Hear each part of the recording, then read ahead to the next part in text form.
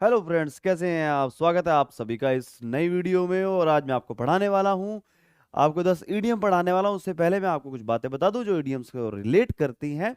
तो आओ मेरे भाइयों बहनों, और देखते हैं कि ईडियम होता क्या है। अब जिनको ईडियम का नहीं पता कि ईडियम होता क्या है, ये बात उनके लिए है। जरा गौर से सुनना, सिर्फ और सिर्फ 60 सेकंड तक बताऊंगा और आपको अच्छे से पता लग जाएगा कि एक ईडियम होता क्या है। ईडियम क्या होता है? एक एक्सप्रेशन। जैसे कि हमारी हिंदी भाषा में कहावतें होती थी, नाच न जाने आंगन टेढ़ा, मतलब नाचना आता नहीं और आंगन को टेढ़ा बता रहे हैं। इसका मतलब नाचने से और आंगन से कोई लेना देना नहीं है। इसका मतलब क्या है? इसका एक इनर मीनिंग है। वो इनर मीनिंग ये है कि भाई तुम्हें ये काम करना नहीं आता है खुद से, और तुम दूसरों की गलतियां या कोई भी बहाना बना के इस काम को टालने की कोशिश कर रहे हो। और बहाना ये बना रहे हो कि मुझे तो आता है लेकिन ये कमी है और वो कमी है, इस वजह से मैं इसको नहीं करना चाहता। तो वो चीज होता है उसका इनर मीनिंग।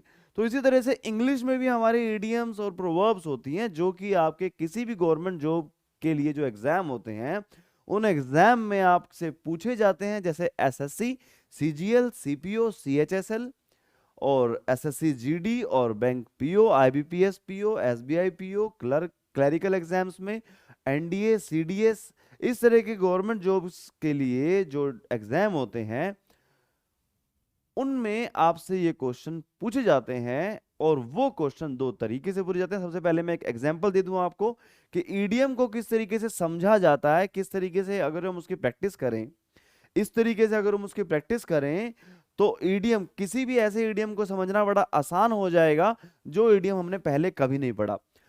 मैं आपको इस चैनल पर नियर अबाउट 1000 ईडीएम्स अपनी वीडियोस में कराने वाला हूं, और 1000 ही वर्ड्स विद एंटोनिम सिनोनिम कराने वाला हूं।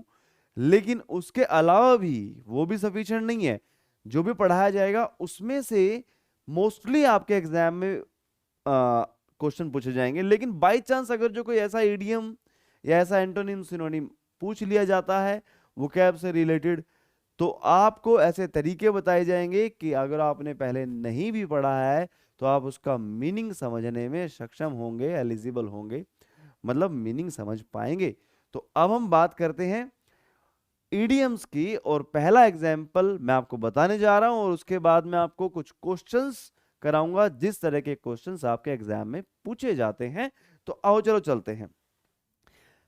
इडियम क्या? Mealy mouth. जैसे अब मीली माउथ मैंने एक एग्जाम्पल किया। मील मतलब खाना और माउथ मतलब मुंह, मतलब खाने से भरा हुआ मुंह। अब इन वर्ड्स का रियल मीनिंग तो क्या है? खाने से भरा हुआ मुंह, मुंह, मुंह, खाने से भरा हुआ मुंह। लेकिन अब इसके जो पीछे का मतलब है, इसका जो, इसकी जो इडियोमेटिक फीलिंग है, इडियम वाली जो फीलिंग है, वो क्या है? Unwilling to tell the truth. अब आप पूछोगे कैसे? अब वो ऐसे, अगर जो किसी के मुंह में खाना भर जाए तो क्या वो बोल पाएगा? अगर जो मुंह में आपने खाना भर लिया तो क्या आप बोल पाओगे? नहीं बोल पाओगे। सीधी सी बात है। तो मिली माउथ मतलब, कहते हैं ना, हमारे हिंदी में कहावत होती है, अरे तेरे मुंह में दही जमी हुई है क्या?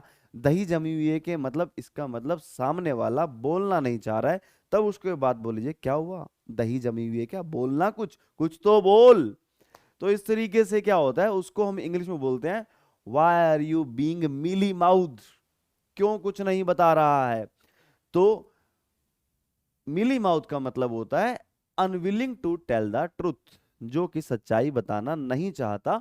तो ये तो हमारे हो गए इडियम। अब इडियम की डेफिनेशन को लें तो an expression whose meaning is different from the meanings of the individual words in it. जैसे मैंने अभी बताया कि ऐसा एक्सप्रेशन जिसका मीनिंग बिल्कुल डिफरेंट होता है उसमें दिए गए वर्ड्स के मीनिंग से, मतलब दिए गए वर्ड्स का जो मीनिंग है वो नहीं होता, लेकिन उसका एक इनर मीनिंग होता है, जैसे कि मैंने अभी अब समझाया। चलो अब हम बात करते हैं उन क्वेश्चंस की जिस तरह के क्वेश्चंस आपके एग्जाम में आपसे पूछे जाएंगे।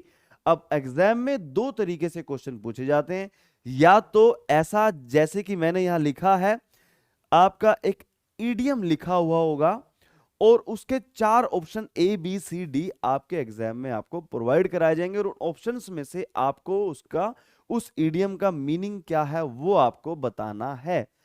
लेकिन कई बार क्वेश्चन आ जाता है कि किसी भी ईडियम को किसी सेंटेंस में यूज करके आपसे क्वेश्चन पूछा जाता है, जैसे कि मैं आपको बताने वाला हूं इस क्वेश्चन में। जैसे कि आप देख रहे हैं आपकी स्क्रीन पर एक बड़ा ही खूबसूरत सा, बड़ा ही सुंदर सा सेंटेंस आपको दिखाई दे रहा है, और ये क्वेश्चन है जो कि बड़ा ही भयंकर क्वेश्चन भी हो सकता है अगर जो आप पढ़ाई नहीं करते। अगर आप पढ़ाई करते हैं तो यही क्वेश्चन आपको 2 मार्क्स, 1 मार्क्स, 4 मार्क्स, जिस भी डिपार्टमेंट का एग्जाम देते हैं, जितने मार्क्स का एक क्वेश्चन होता है उसी के अकॉर्डिंग आपको उसके मार्क्स मिलने वाले हैं, और बड़ा ही आसान है ये। देखो, after 2 hours spent wandering in the snow, 2 घंटे बर्फ में बिताने के बाद, I realised we were on a wild goose chase. अब ईडियम क्या है, ये रहा। मतलब आपको जो क्वेश्चन मिलने वाला है उसमें जो ईडियम होगा वो तो या तो अंडरलाइन होगा या फिर आपको वो इटैलिक फॉर्म में होगा, मतलब आपको दूसरे वर्ड से वो थोड़ा सा अलग दिखाई दे रहा होगा कि हाँ ये ईडियम है। अब देखो, इस जो ईडियम का मीनिंग है ना, इसी के अंदर है भाई। वाइल्ड मतलब जंगली, जंगली मतलब जंगल में रहने वाला, और गूज मतलब हंस, और चेज मतलब पीछा करना। अब किसी जंगली हंस का आप पीछा करो मान लो, अब उस जंगली के हंस के पीछे भागते रहो, भागते रहो, भागते रहो, तो पानी में घुस जाएगा, पानी में उतर जाओगे तो उड़ जाएगा। अब आप उड़ तो नहीं सकते, तो जाहिर सी बात है, अब जंगली हंस का पीछा आप कर रहे हो तो उसको पकड़ना नामुमकिन है। मतलब उस जो भी आप काम कर रहे हो ना, तो वो वेस्ट है ना, मतलब उसको पकड़ तो सकते नहीं, इसका मतलब आपका जो एफर्ट है वो वेस्ट हो जाएगा। ठीक है, तो आपका मीनिंग क्या निकलता है इसके पीछे, अ यूजलेस एफर्ट। क्लियर है? तो इस तरीके से आपका जो डायरेक्ट मीनिंग है वर्ड्स का, वो मीनिंग ना लेते हुए उसका जो अंदर का मीनिंग है उसको हम बोलते हैं ईडियम एक्सप्रेशन। ईडियम बोलते हैं ऐसे ग्रुप ऑफ वर्ड्स को जिनके जो वर्ड, जिसमें जो वर्ड दिए हुए हैं उन वर्ड्स का जो डायरेक्ट मीनिंग है वो मीनिंग उसका मीनिंग नहीं होता है, उसके अंदर एक छिपा हुआ मीनिंग होता है जिसको हम क्या बोलते हैं, इडियम बोलते हैं, इडियोमैटिक एक्सप्रेशन बोलते हैं। तो इसमें जो एक्सप्रेशन है वो क्या निकल रहा है, अ यूजलेस एफर्ट। तो चलते हैं दूसरे क्वेश्चन की तरफ। देखिए दोस्तों, दूसरा question, 3 of the original 5 candidates for the democratic presidential nomination have now thrown in the towel. अब सीधी सी बात है, देखो कई बार क्या होता है कि हम ईडीएम का मीनिंग, इनर मीनिंग नहीं निकाल पाते हैं, हमें थोड़ा सा ऐसा मिल जाता है कि जो किसी प्ले में या किसी ऐसे नाटक वाटक से लिया गया होता है, और बहुत कई सौ साल पहले किसी ने लिख दिया था कि, और उसमें पूरी कहानी तो आप समझेंगे तो उस कहानी को समझने के बजाय हम 10 ईडीएम और याद कर लेंगे इस तरीके से। तो कुछ ईडीएम ऐसे भी होते हैं जो हमें थोड़े से रटने भी पड़ सकते हैं, लेकिन 1000 में से वो ईडीएम 50 ही होंगे, 950, 950, मतलब 95% आपके ईडीएम इजीली आपके शब्दों को रिलेट कर जाते हैं, कोई बड़ी बात नहीं है। तो अब देखते हैं, अब सबसे बड़ी बात है कि तीन जो कैंडिडेट थे, किस में से, 5 ओरिजिनल कैंडिडेट में से, for the democratic presidential nomination have now thrown in the towel, वो जो है वो टावल में फेंक दिए गए हैं। थ्रोन इन द टावल मतलब उन्होंने क्या कर दिया है, इन चारों में से कोई ना कोई काम कर दिया है। अब फाइट विद विगोर मतलब 3 ने फाइट किया। एक्नॉलेज डिफीट, 3 ने अपनी हार को समझ लिया कि हाँ हम हार ही जाएंगे, रहने देते हैं, चलो इलेक्शन नहीं लड़ते। 3 ने गेट सक्सेस, देखो तीनों को सक्सेस तो नहीं मिल सकती है, सब सक्सेस तो एक को ही मिलेगी ना भाई, 3 को कैसे मिल सकती है। और चौथा है कंसंट्रेट मोर। अब ये 3 तो रिलेट कर रहे हैं कि ये जो 3 ऑप्शन है ना, इसको रिलेट कर रहे हैं कि उनमें से 5 में से 3 ने अच्छे से लड़े, 5 में से 3 ने डिफीट को एक्सेप्ट कर लिया, और 5 में से 3 ने कंसंट्रेट ज्यादा किया। लेकिन थ्रोन इन द टावल, यहाँ पे थ्रो करने की बात हो रही है, कुछ ना कुछ थ्रो करने की बात हो रही है। अब थ्रो करना एक पॉजिटिव चीज है या नेगेटिव चीज है, थ्रो करना तो एक नेगेटिव चीज है, पॉजिटिव चीज तो नहीं है टावल में थ्रो कर देना। ठीक है, तो ये तो पॉजिटिव होगी ना, तो ये हमारा पॉजिटिव मीनिंग नहीं है, ये भी पॉजिटिव होगी। डिफीट मतलब हार, एक नेगेटिव चीज है, कोई भी डिफीट मानना नहीं चाहता है, नेगेटिव चीज होती है, सब जीतना चाहते हैं। लेकिन 3 ने क्या किया, पहले ही क्या कर दिया, एक्नॉलेज कर लिया डिफीट को। तो अब यहाँ पर क्या है, आपको पता है कि इसमें एक नेगेटिव वर्ड है और नेगेटिव मीनिंग ये है, तो यहाँ पर इस तरीके से भी हम मीनिंग निकाल सकते हैं। लेकिन मोस्टली का ऐसा नहीं होता है, मोस्टली में इजिली आपका मीनिंग उसी के वर्ड से मिलता जुलता मीनिंग आपका इजीली समझ में आ जाता है, कोई बड़ी बात नहीं है। तो लेकिन आपको उसके लिए रेगुलर बने रहना होगा हमारे साथ, और रेगुलर आपकी बुक्स में से या हमारे वीडियोस में से आपको वो इडियम्स करने होंगे जो आपके एग्जाम में आने वाले हैं, जो ज्यादातर रिलेट करते हैं। तो चलो चलते हैं नेक्स्ट क्वेश्चन की तरफ, लेट्स सी। हाँ, तो देखिए दोस्तों, नेक्स्ट क्वेश्चन क्या है हमारा, the announce cause for the disease was merely another mare's nest. Mare's nest मतलब मेयर्स नेस्ट मतलब घोड़ी का घोंसला। ऐसा घोड़ी का कभी घोंसला होता है? घोड़ा घोड़ी घोंसले में नहीं रहते भैया, अस्तबल में रहते हैं। रिलेवेंट सी बात है। तो अभी क्या है, जॉयफुल इवेंट किसी भी ऐसी चीज से इररिलेवेंट है, जॉयफुल का तो मतलब ही नहीं होता। ब्लंडर, एक मिस्टेक, फेनोमेनल डिस्कवरी, डिस्कवरी की बात नहीं है यहाँ पर, वर्थलेस थिंग थी। जो भी बात थी, the announce course for the disease was merely merely another worthless thing. बड़ी आसान सी बात है, कोई ज्यादा मुश्किल बात नहीं है। चलो चलते हैं नेक्स्ट क्वेश्चन की तरफ। हाँ, this is a sort of thing that starts like a storm in a tea cup. Oh my God, a storm in a tea cup, ये तो हमने अंडरलाइन ही नहीं किया, तो भूल गए हम। चलो कोई बात नहीं, देखो मैंने कर लिया। तो इसमें ईडियम क्या, स्टॉर्म इन अ टी कप, तूफान एक चाय के कप में। एक चाय के कप में क्या हो रहा है, तूफान हो रहा है। तूफान मतलब एक छोटे से कप में बड़ा सा तूफान। तूफान का मतलब, तूफान का नाम सुनते ही ऐसा नहीं लगता किसी बड़ी चीज की बात कर रहे हो, तूफान। और कप कितना छोटा, चाय के कप में तूफान, मतलब छोटी सी बात पर बड़ा बवाल। छोटी सी बात पर क्या हो जाएगा, बड़ा बवाल। समथिंग विच अनकरेज, ना ना ना ना ना। Steam while living having T, मतलब टी पीते वक्त भाप बनाना, नहीं नहीं नहीं। बिग फुस ओवर अ स्मॉल मैटर, तो क्या हो जाएगा, बड़ा फस कर देना, मतलब बड़ा मैटर बना देना, बड़ा मतलब बवाल खड़ा कर देना। ठीक है, क्या करना, बड़ा बवाल खड़ा कर देना। किसमें, एक छोटी सी बात पे बड़ा बवाल खड़ा कर देना। स्पेशल टी फॉर, नहीं नहीं नहीं नहीं, ये भी नहीं है, ऐसे टी की तो हम बात ही नहीं कर रहे हैं, क्योंकि सेंटेंस से ही पता लग रहा है। This is a sort of thing that starts like a storm in a tea cup and raises great constitutional issues. तो ठीक है, संवैधानिक इश्यूज को खड़ा कर देती है, रेज कर देती है। ये ऐसी चीज है जो छोटी सी बात से स्टार्ट होती है और फिर बड़ा कांड कर देती है। तो आगे चलते हैं नेक्स्ट सेंटेंस की तरफ, देखिए। तो इस तरीके से आपको याद करना है, और इतना ज्यादा मुश्किल बात नहीं है, इनको याद करना इतना मुश्किल नहीं है। बस आपको क्या करना है, बस डेली 10 से 15 ईडीएम करने हैं, और आपको 4-5 दिन में जितने भी ईडीएम कर लेते हैं, वो आपको नेक्स्ट डे के ईडीएम करने से पहले आपको उनको रिवाइज करना। मैं एक बार पहले बता दूं फिर से। सपोज दैट आप एक दिन में 10 ईडीएम करते हो, अगले दिन फिर 10 ईडीएम करते हो, तो इन ईडीएम्स को एक बार दोहरा लो। ठीक है, दोहराने में 1 ही मिनट लगने वाला है। फिर 10 ईडीएम कर लिए आपने, फिर हम नेक्स्ट तीसरे दिन फिर आप 10 ईडीएम करोगे, तो फिर आप क्या करो, इन 20 को रिवाइज कर लो, 2 मिनट लग जाएंगे। फिर आप 10 ईडीएम कर लो। नेक्स्ट डे से पहले इन 30 को रिवाइज करो 3 मिनट में, फिर 10 ईडीएम। नेक्स्ट डे 40 को रिवाइज करो 4 मिनट में, फिर 10 ईडीएम। नेक्स्ट डे 50 को रिवाइज करो 5 मिनट में, फिर 10 ईडीएम। इस तरीके से फिर 50 को रिवाइज करो, फिर 10 ईडीएम। फिर 50 को रिवाइज करो, फिर 10 ईडीएम। तो कहने का मतलब है, लास्ट 5 डेज में आपने जो ईडीएम किए हैं उनको रिवाइज करते चलो, और आगे जो है आप 10 ईडीएम डेली करते जाओ। इस तरीके से 4 से 5 महीने में आपके 1000+ ईडीएम इजीली हो जाएंगे, और इसमें आपका टाइम लगेगा only only only 10 minute, 10 minutes. और कोई ज्यादा बड़ी बात नहीं है ये। और क्या करते हैं, ये 10 मिनट्स आप मेट्रो में सफर करते हुए, ट्रैवलिंग करते हुए, ऑटो में बैठे हुए, बस में बैठे हुए, अपने घर से इंस्टीट्यूट जाते हुए, इंस्टीट्यूट से लाइब्रेरी जाते हुए, लाइब्रेरी में बैठ कर सकते हैं। इंग्लिश एक ऐसा सब्जेक्ट है जिसको प्रॉपर टाइम देने की जरूरत नहीं है वो कैब को, तो आप बस चलते फिरते, उठते बैठते, खाते पीते, सोते, सोने से पहले, उठने के तुरंत बाद, ये 10 मिनट आप दे सकते हैं, कोई बड़ी बात नहीं है। तो चलते हैं, चलो इस ईडीएम की बात करते हैं। Doing a roaring trade, it was a hot sunny day, बड़ा गर्मी का दिन था, सनी डे था। सनी पे तो एक गाना भी बना हुआ, चलो छोड़ो उस बात को। The ice cream sellers were doing a roaring trade, बहुत ज्यादा गर्म दिन था, और आइसक्रीम बेचने वाले एक रोरिंग ट्रेड कर रहे थे। Doing a roaring trade, roaring मतलब गरजने वाला व्यापार। एक्सट्रीमली रिलक्टेंट बिजनेस, अरे भाई रिलक्टेंट तो क्या होता है, जो उल्टा होता है, नेगेटिव होता है, अपोजिट होता है। तो मतलब हॉट डे में तो कुल्फी मतलब आइसक्रीम तो बिकेगी ना भाई, तो ये तो हो ही नहीं सकता। रोरिंग ट्रेड मतलब गरजने वाला, हाईली सक्सेसफुल बिजनेस, ये हो सकता है।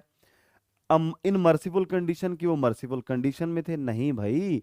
आइसक्रीम जब बिकेगी, किसी का बिजनेस चलेगा, तो वो तो खुश होगा ना, तो ये भी नहीं हो सकता। शाउटिंग लाउडली, नहीं। तो आंसर क्या है हमारा, देवर हाईली सक्सेसफुल, वो अच्छे से कमा रहे थे पैसा। ठीक है, तो अब नेक्स्ट में देखते हैं, चलो। अब नेक्स्ट क्या है, they shouted with might and main. Might का मतलब क्या होता है, माइट एक मोडाल भी होता है, मोडाल का जो इस मोडाल का मीनिंग होता है मे और माइट इस मोडाल का मीनिंग होता है शायद मे एंड माइट, मे प्रेजेंट में और माइट पास्ट हो जाता है। लेकिन माइट की अगर वो बात करो तो माइट का मतलब पावर भी होता है।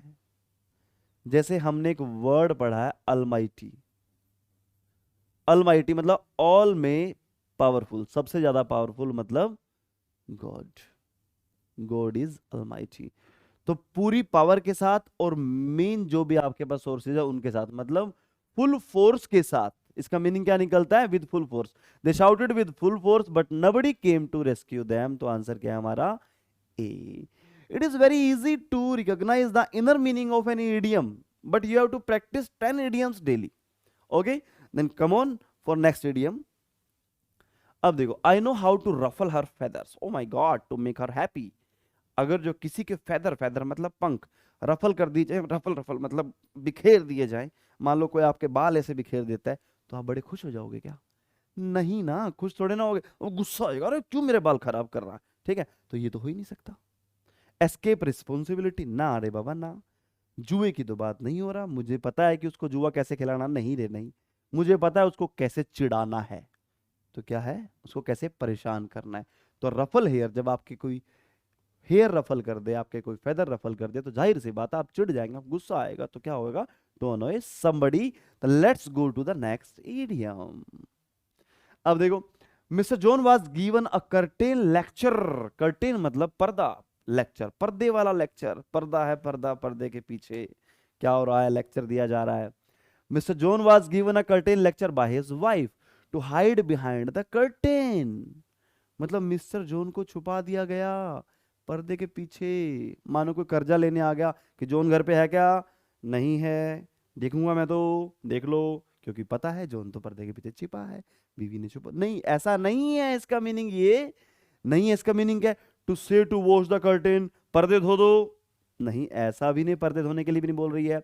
To be scolded in private, private में स्कोल्ड कर देना, मतलब सबके सामने नहीं। सपोज दैट मियाँ और बीवी, शोहर और जो उनकी जोरू है, वो जाते हैं किसी पार्टी में, या दोनों मियाँ बीवी बैठे हैं कुछ लोगों के बीच में, लेकिन वहां पर मियाँ जी हैं जो है बीवी जी का मजाक उड़ा देते हैं, या उनके बारे में कुछ ऐसा कर देते हैं जिससे बीवी जी को बुरा लग जाता है। तो वो क्या बोलेगी? घर चलो तो मैं बताती हूँ।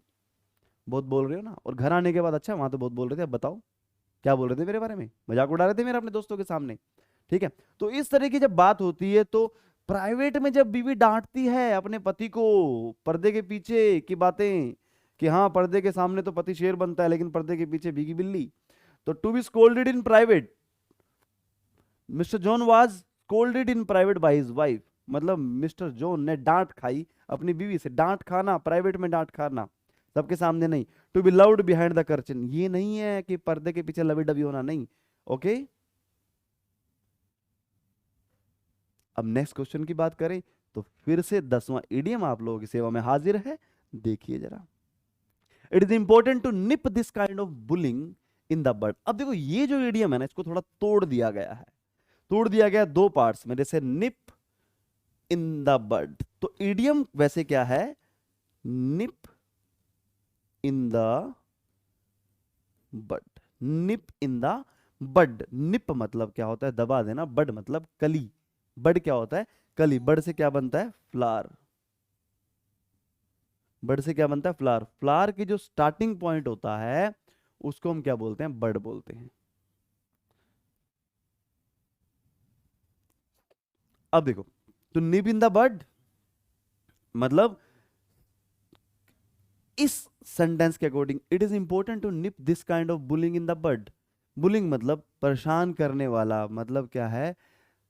बुरा व्यवहार। इस तरह के बुरे व्यवहार को स्टार्टिंग में ही दबा दो, ताकि आगे चल के दिक्कत ना हो।